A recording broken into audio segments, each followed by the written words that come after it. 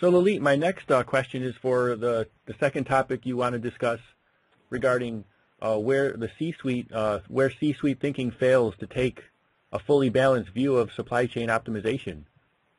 So we've already, would you like to give a brief background of yourself again? Well, like I mentioned, I've had three C-suite experiences heading the IT function in multinational global corporations, so I've watched the interactions in the C-suite at very close quarters. I've also had, prior to that, 2 decades of supply chain experience. So I bring a perspective about the issues that we're going to discuss in this call. Thank you. So why does the C-suite not take a long-term view on things? Do you have any examples pertaining to supply chains? Well, the C-suite, I think there is a fundamental paradox in the U.S. C-suite thinking, which is that the view is especially focused on the share price and investors, and that's partly because the CEO of public organizations generally reports to the board, and usually the shareholder value in the short term is a very key driver. But the paradox here and the conundrum is that in order to impact the investor value, there are some long-term decisions that have to be considered in terms of process. So I think if you look at supply chains, for instance, having the right platform in order for the organization to improve, so in a sustainable manner, the efficiency and the productivity in the supply chain is important, and that's something that needs to be invested in and takes time to implement all these process changes. And what the conundrum is that, that distracts the C-suite from the short-term earnings goals that generally the team has to report. So that's the conundrum that impacts on how much value is now being extracted from the supply chain. There are, of course, organizations that have a long-term view and invest in the right systems for process efficiency.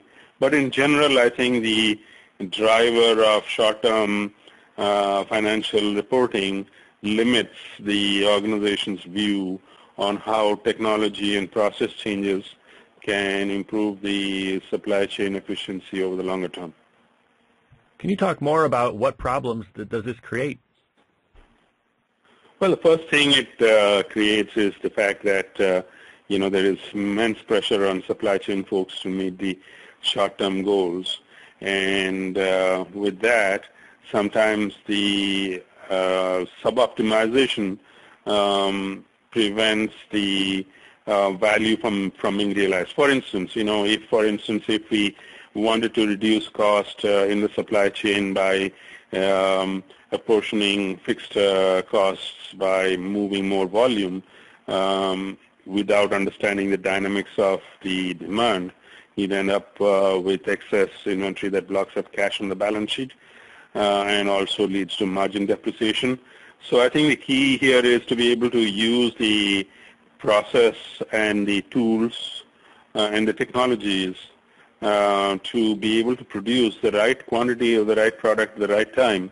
And that involves a substantial amount of process work that needs to be done. And what happens in general is the supply chain pressures of meeting the short-term revenue goals or inventory goals prevents that focus on developing the process.